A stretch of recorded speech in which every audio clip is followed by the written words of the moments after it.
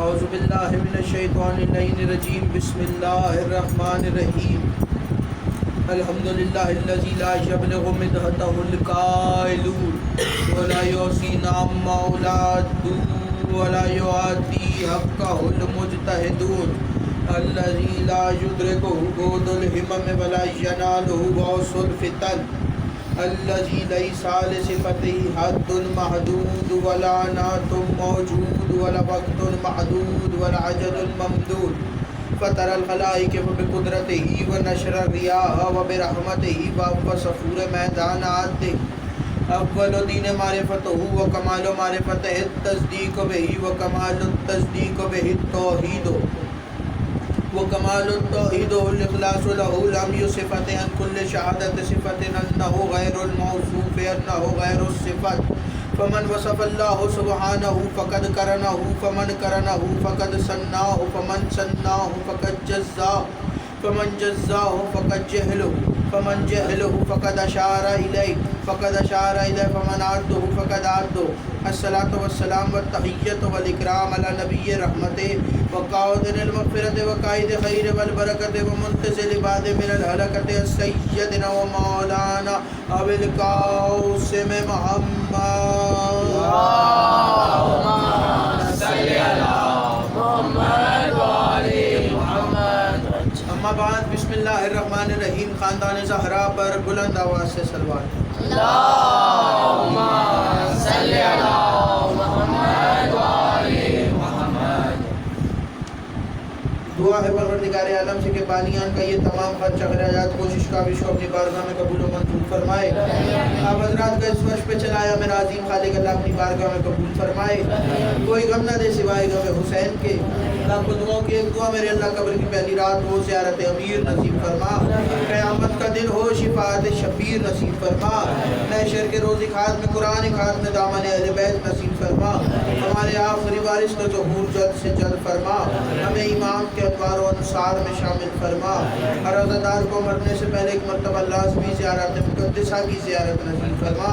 تمام دعاؤں کی قبولیت کے لیے ایک دفعہ مل کے سارے بلند آواز سے اللہم صلی علی محمد وآل محمد. اجازت ہے بات شروع. میری کل کی گفتگو جس کے ذہن میں ہو، حدیث کسا پہ بات ہوئی تھی کل، اور حدیث کسا کا راوی رسول خدا کا عظیم ترین صحابی جناب جابر ابن عبداللہ انصاری. دنیا کہتی ہے کہ شیعہ صحابہ کی بات نہیں کرتے. جابر اہل بیت میں سے نہیں تھا، بلکہ جابر صحابی تھا اور انصار بھی تھا، انصاری صحابی تھا. اور یہ وہ صحابی ہے کہ جس نے اپنے زندگی میں 5 محمدوں کی زیارت کی اور رسول خدا کا سلام مولا محمد باقر کو پہنچایا. ایک دن جناب جابر آ رہے تھے مسجد میں. رسول نے دیکھا کہ جابر آ رہے ہیں تو کہا کہ میرے صحابہ جابر کو جگہ دو اور جابر کو میرے قریب آنے دو. عظمت دیکھنا اس صحابی کی جس نے حدیث کسا کا جو راوی ہے. رسول نے قریب بلایا اور ممبر پہ بیٹھے تھے. رسول اپنے قریب بٹھایا اور 2 زانو ہو کے جابر بیٹھے اور رسول نے جابر کا سر اپنے زانو پہ رکھا اور زانو پہ رکھ کے جابر کی داڑھی پہ ہاتھ پھیرنا شروع کیا. جابر کہتے ہیں کہ نبوت کی خوشبو میں اتنا محب ہو گیا میں کہ میں وہ خوشبو سونگھنے لگا. نبوت کی خوشبو آ رہی تھی. اور پھر جب رسول نے اپنا ہاتھ میری داڑھی پہ پھیرنا شروع کیا تو میری آنکھوں میں خوشی کے آنسو آئے. اور پھر رسول نے وہ آنسو کے قطرے بالکل آنکھ کے پاس روکے اور کہا جابر رونا نہیں، انہی آنکھوں سے تو میرے 5ویں بیٹے کی زیارت کرے گا. اور پھر میرے بیٹے کو کہنا کہ نانا نے سلام بھجوایا ہے. اور جس طرح رسول کی بارگاہ میں پیش ہوئے اسی طرح جناب محمد باقر علیہ السلام اللہم صلی علی محمد وآل محمد.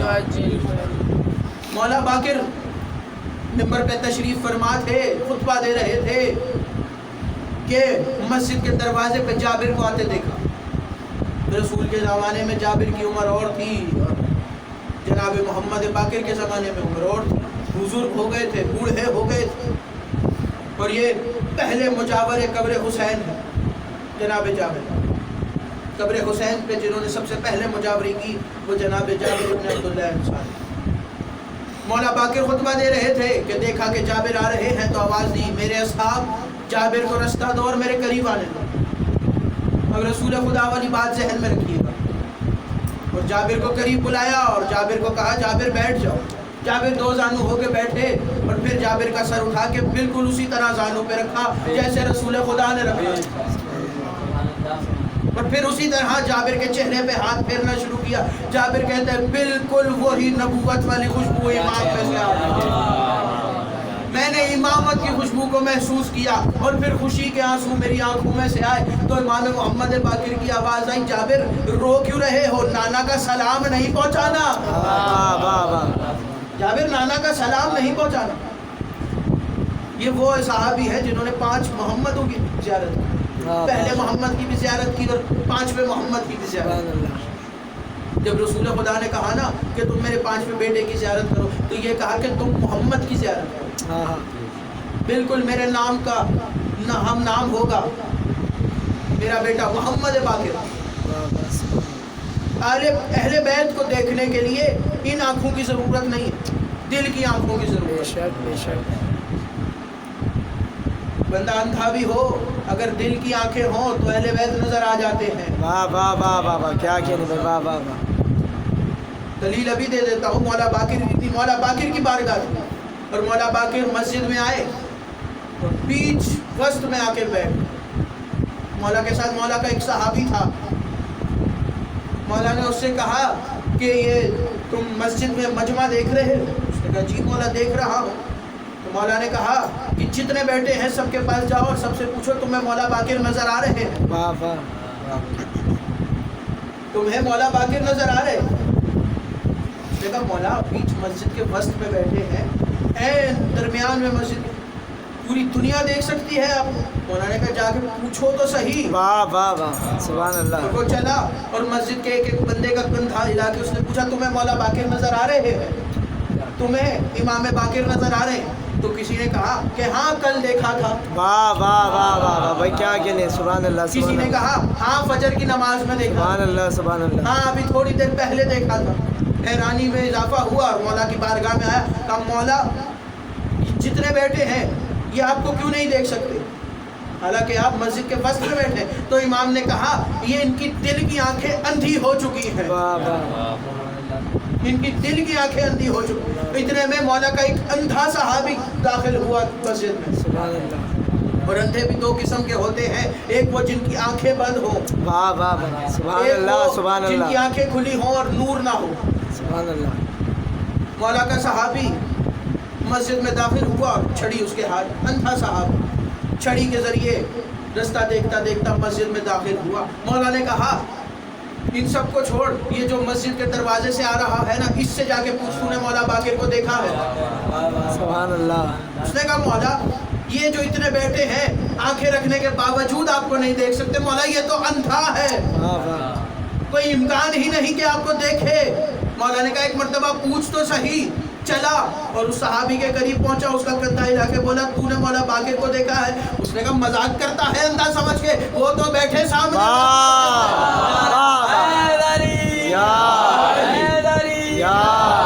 बाबा से बुलंद सलावत। या अली या अली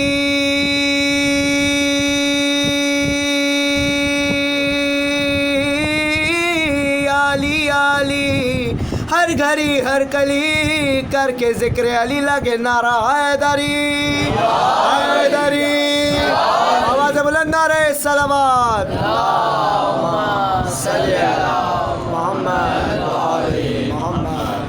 उसने कहा अंधा समझ के मजाक कर रहा है मेरे साथ, वो तो बैठे मस्जिद के वस्त में। सुभान अल्लाह। मौला के पास आया और आके कहा मौला ये जितने बैठे हैं सब आंखें रखते हैं, ये नहीं आपको देख सके, ये अंधा होके कैसे देख रहा है?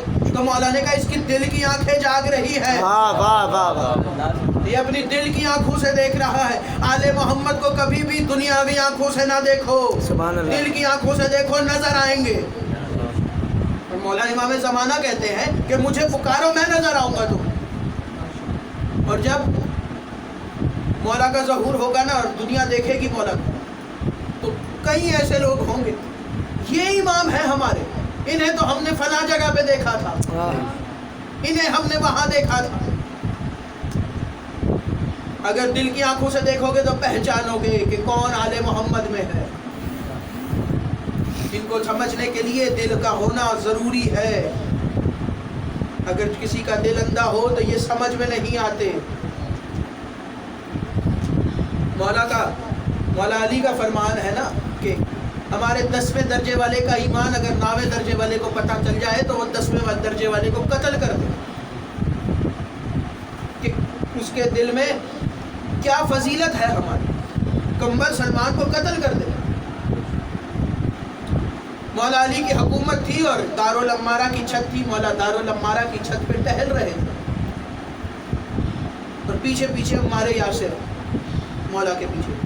اچانک مولا ایک مقام پہ رکے اور پوری دنیا کی طرف نظر دوڑا کے مسکرانے لگے. مولا مسکرائے, عمار یہ منظر دیکھ رہا ہے. عمار نے کہا مولا ایسی کیا بات ہوئی کہ آپ ٹہلتے ٹہلتے رکے اور پھر مسکرائے؟ تو مولا نے کہا عمار میں ایک منظر دیکھ رہا ہوں. عمار نے کہا مولا کیا؟ مولا نے کہا کہ عمار اس دنیا میں جتنے میرے دشمن ہیں نا اور جتنے میرے چاہنے والے, میں ان دونوں کے حساب سے ایک منظر دیکھ رہا. عمار نے کہا مولا کیا؟ مولا نے کہا کہ اگر اس پوری دنیا کو سونے کا کر دیا جائے اور میرے دشمن کے حوالے کیا جائے اور اس سے کہا جائے کہ علی کو مانو تو وہ کبھی نہیں مانے گا. سبحان اللہ. اور اگر اس دنیا کو سونے کا کرنے کے بعد میرے چاہنے والے کے حوالے کیا جائے اور کہا جائے کہ علی کو چھوڑو, وہ کہے گا دنیا اپنے پاس رکھ, علی میرا ہے. واہ واہ واہ واہ, بے شک بے شک. علی کے بغیر زندگی نہیں. علی کو ماننا بڑا مشکل ہے, علی کو سمجھنا بڑا مشکل ہے.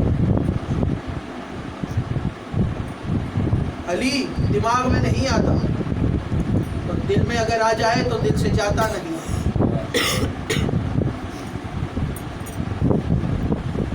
مولا علی مسجد کوفہ, منبر کوفہ, مولا خطبہ دے رہے تھے اور ایک شخص آیا اور آ کے کہا کہ اب میرے جملے یاد رکھنا, دل کی آنکھیں اور دنیاوی آنکھیں,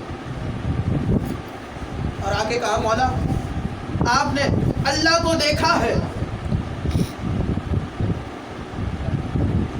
تو مولا نے کہا میں اس کی عبادت ہی کیوں کروں جسے میں نے دیکھا نہ ہو. واہ واہ واہ. میں اس کی عبادت ہی کیوں کروں جسے میں نے دیکھا نہ ہو. اس نے کہا مولا پھر بتائیں کہ آپ نے اللہ کو کیسے دیکھا؟ تو مولا نے کہا میں نے اپنی دل کی آنکھوں سے اس کو دیکھا. سبحان اللہ. میں نے اپنی دل کی آنکھوں سے اللہ کو دیکھا ہے. اور رسول کی حدیث ہے الحق مع علی و علی مع الحق. رسول کی حدیث ہے اگر علی کے عدد نکالو 110 بنتے ہیں. جب سیدہ فاطمہ کی شان میں مجلس پڑھی, علی کے عدد نکالو 110, حق کے عدد نکالو 1 کے 4, کاف کے 5, 4 اور 5 جناب سیدہ کے نام کے عدد بھی بالکل 9. یعنی رسول یہ کہنا چاہ رہے ہیں کہ علی جہاں جہاں ہوں گے وہاں وہاں فاطمہ بھی ہوں گی. دنیا کہتی ہے قرآن پڑھو قرآن پڑھو, ایک مرتبہ علی کا نام لو, پورے قرآن ختم کرنے کا ثواب. قرآن پڑھنا چاہیے. ایک شخص آیا اور اس نے آ کے مولا سے کہا مولا میں نے قرآن حفظ کر لیا ہے. جملہ سننا مولا کا. اس نے کہا مولا میں نے قرآن حفظ کر لیا ہے. مولا نے کہا اچھی بات ہے لیکن قرآن کو دیکھ کے پڑھنا. اچھی بات ہے لیکن قرآن کو دیکھ کے پڑھنا. اس نے کہا مولا میں نے حفظ کر لیا ہے, زبانی یاد کر. مولا نے کہا میں بھی سمجھ رہا ہوں لیکن قرآن کو دیکھ کے پڑھنا. اس نے کہا مولا میں نے یاد کر لیا, آپ کہہ رہے قرآن کو دیکھ کے پڑھنا. تو مولا نے کہا کہ تم نے یاد تو کر لیا لیکن قرآن کو دیکھنا ثواب ہے. سبحان اللہ سبحان اللہ. کسی نے پوچھا تھا نا کہ یہ رسول کی حدیث تھی کہ علی کا چہرہ دیکھنا عبادت ہے. تو ایک شخص نے پوچھا کہ اگر کسی زمانے میں علی نہ ہو تو ہم کیا کریں گے، ہم کہاں سے دیکھیں گے چہرہ علی؟ تو جواب ملا کہ یا علی لکھ کے اپنی جیب میں رکھ لینا، واہ واہ واہ واہ واہ واہ، وہی ثواب ملتا رہے گا، اور قرآن کو دیکھتے رہنا۔ جتنے اندھے تھے دنیا نے سمجھ لیا یہی حافظ قرآن ہے، واہ واہ واہ، اندھوں کو حافظ قرآن بنایا۔ اور مولا کہتے ہیں قرآن ہمیشہ دیکھ کے پڑھنا، قرآن کا دیکھنا عبادت ہے، کیونکہ خدا قرآن میں قرآن کی آیتوں کا دیکھنا عبادت ہے، اور خدا قرآن میں کہتا ہے میں نے قرآن کے اندر ایک چھپی ہوئی کتاب رکھی ہے۔ دو شخص بیٹھے تھے مسجد نبوی میں اور کہہ رہے تھے کہ قرآن میں اللہ نے کون سی چھپی ہوئی کتاب ہے، کہ مسجد کے باہر سے سلمان فارسی گزرے تو انہوں نے کہا یہ علی کا شاگرد ہے، اسے روکو، یہ جانتا ہوگا۔ سلمان کو روکا تو انہوں نے کہا سلمان، اللہ قرآن میں کہتا ہے میں نے قرآن کے اندر ایک چھپی ہوئی کتاب رکھی ہے، سلمان تو جانتا ہے وہ کتاب کون سی ہے؟ سلمان نے مسکرا کے کہا صرف بتاؤں یا دکھاؤں؟ واہ واہ واہ واہ، کیا کہنے کیا کہنے، صرف بتاؤں یا دکھاؤں؟ انہوں نے کہا سلمان اگر تو دکھانے پہ قدرت رکھتا ہے تو پھر دکھا، اگر تیرے پاس اتنی قدرت ہے کہ تو وہ دکھا سکتا ہے تو دکھا۔ وہ سمجھے کہ شاید سلمان قرآن کو کھولیں گے اور قرآن کے اندر کوئی سورہ کھولیں گے اور اس سورت کی ایک آیت پہ ہاتھ رکھ کے کہیں گے کہ یہ ہے قرآن کے اندر چھپی ہوئی آیت۔ سلمان نے ان دونوں کے ہاتھ پکڑے اور چلتے چلتے پہنچ گئے دہلیز سیدہ پر، سبحان اللہ، اور سلمان نے کہا یہ ہے وہ چھپی ہوئی کتاب، سبحان اللہ سبحان اللہ، قرآن کے اندر وہ چھپی ہوئی کتاب یہ ہے۔ انہوں نے کہا سلمان بوڑھا ہو گیا ہے، ساری زندگی دہلیز سیدہ پر جاروب کشی کر کر کے تو بوڑھا ہو گیا ہے، تیرا دماغ خراب ہو گیا، ہم نے پوچھا تھا قرآن کے اندر چھپی ہوئی کتاب تو ہمیں لا کے دکھا رہا ہے دہلیز سیدہ۔ سلمان نے کہا خاموش، میرا سوال یہ ہے مجھے یہ بتاؤ کہ قرآن کے اندر کیا ہے؟ انہوں نے قرآن کے اندر آیتیں ہیں۔ سلمان نے کہا بیٹھ جاؤ، انتظار کرو، ابھی دروازہ کھلے گا، میں تمہیں چلتی ہوئی آیتیں واہ واہ واہ، یا یا برائے عظمت سیدہ بآواز بلند صلوات۔ اللہم صلی علی محمد و آلہ، سبحان اللہ سبحان اللہ، کیا کہنے، انتظار کرو، دروازہ کھلے گا، میں تمہیں چلتی ہوئی آیتیں دکھاؤں۔ اور اسی گھر میں سے ایک آیت نکلی اور دنیا نے دیکھا کہ وہ اکیلی نہیں تھی، اس کے کاندھے پہ بھی 2 آیتیں بیٹھی تھی، اور ایک شخص آگے بڑھا اور اس نے کہا کتنی اچھی سواری ہے۔ رسول نے اس کو کہا خبردار یہ نہ کہنا کتنی اچھی سواری ہے، یہ کہو کتنے اچھے سوار ہیں، سوار کتنے۔ اور رسول جب حسن اور حسین کو لے کے چلتے تو بیچ کی مانگ نکال تاکہ دونوں کے ہاتھوں میں زلفیں برابر آئے۔ تو ایک شخص آگے بڑھا اور اس نے کہا یا رسول اللہ آج سے پہلے ہم نے نہیں دیکھا کہ آپ نے بیچ کی مانگ نکالی۔ تو رسول نے کہا کہ یہ اللہ کی طرف سے حکم ہے کہ اے میرے حبیب اپنے زلفوں میں بیچ کی مانگ نکالو، تاکہ جب ایک کاندھے پہ حسن اور ایک کاندھے پہ حسین بیٹھے تو دونوں کے ہاتھوں میں برابر زلفیں آئیں۔ سبحان اللہ سبحان اللہ، اور جب حسن اور حسین کاندھے رسول پہ بیٹھتے تھے تو دونوں متضاد بات نہیں کرتے تھے، جہاں حسن موڑتے تھے وہاں حسین موڑتے تھے، جہاں حسین لے کے جانا چاہتے تھے وہاں حسن لے کے جاتے تھے۔ سبحان اللہ سبحان اللہ، یہ گھرانہ کسی کی سمجھ میں نہیں آتا۔ اس گھرانے کو سمجھنے کے لیے کم سے کم انسان کو قلندر کی دہلیز کا فقیر بننا پڑے گا، سبحان اللہ، بے شک، قلندر کے دہلیز پہ دعائیں مانگنی پڑے گی۔ یہ گھرانہ سمجھ میں نہیں آنے والا، اسی لیے تو قلندر نے کہا تھا جب قلندر کو پر ملے، قلندر نے آسمان پہ جس لگائی تو لوگوں نے پوچھا کہ قلندر یہ پر کس نے عطا؟ پھر قلندر وہ اپنے اشعار دہراتے گئے اور دہراتے آسمان کی بلندیوں پر چلے گئے، اور پرواز کرتے کرتے قلندر نے زمین پر دیکھا نجف، اور جیسے ہی قلندر کو نجف نظر آیا قلندر نے فوراً زمین پر جس لگا اور دہلیز مولا علی کے اوپر سر رکھ کے سجدہ کیا اور آواز دی کہ میں اس در کا سگ ہوں۔ اور یہ دور بالکل وہی دور ہے کہ مولا علی کے روزے پہ 40 اندھے بیٹھ کے کہہ رہے تھے یا علی آنکھیں دیجئے۔ واہ واہ واہ، یہ دور بالکل وہی دور، مولا علی کے روز یا علی آنکھیں دیجئے، یا علی آنکھیں دیجئے۔ کئی دن گزر گئے کہ ایک دن اچانک نادر بادشاہ کا قافلہ مولا کے حرم میں داخل ہوا، اور اس نے دیکھا کہ 40 اندھے بیٹھ کے زری پہ آنکھیں مانگ رہے ہیں۔ اس نے کہا کہ میں اندر جا رہا ہوں زری کی زیارت کرنے، میرے واپس آنے تک اگر تمہیں آنکھیں نہ ملی میں تم سب کو قتل کر دوں گا۔ اور یہ کہہ کے نادر بادشاہ چلا اور زری مولا علی پہ پہنچا زیارت کر۔ ادھر یہ جو 40 اندھے بیٹھے تھے انہوں نے کہنا شروع کیا، یا علی اب تو آنکھیں دے دیجئے ورنہ وہ مار دے گا، یا علی اب تو آنکھیں دے ورنہ نادر بادشاہ مار دے گا۔ اور جب نادر زیارت مولا امیر کرنے کے بعد واپس آیا تو دیکھا سب کے پاس آنکھیں موجود۔ واہ واہ واہ واہ سبحان اللہ۔ اس نے کہا نادر تیرا شکریہ کہ تو نے ہمیں اس نے کہا خاموش، تمہیں مانگنے کا طریقہ نہیں آتا ان سے، ورنہ یہ عطا کرنے پہ آئے تو کیا کچھ عطا نہیں کرتے۔ تمہیں مانگنے کا طریقہ نہیں ہے۔ دنیا کو آج بھی مانگنے کا طریقہ نہیں ہے۔ دنیا نے مانگا اس گھرانے سے، لیکن جب اس گھرانے نے کچھ مانگا تو دنیا والوں نے فوراً انکار کیا۔ گھرانے نے جب رسول خدا نے کہا کہ مجھے کاغذ اور قلم چاہیے، فوراً انکار کیا۔ اور رسول نے کہا کہ لاؤ کاغذ اور قلم لاؤ تاکہ میں تمہیں کچھ لکھ کے دے دوں۔ تو آواز آئی کہ ہمیں صرف قرآن کافی۔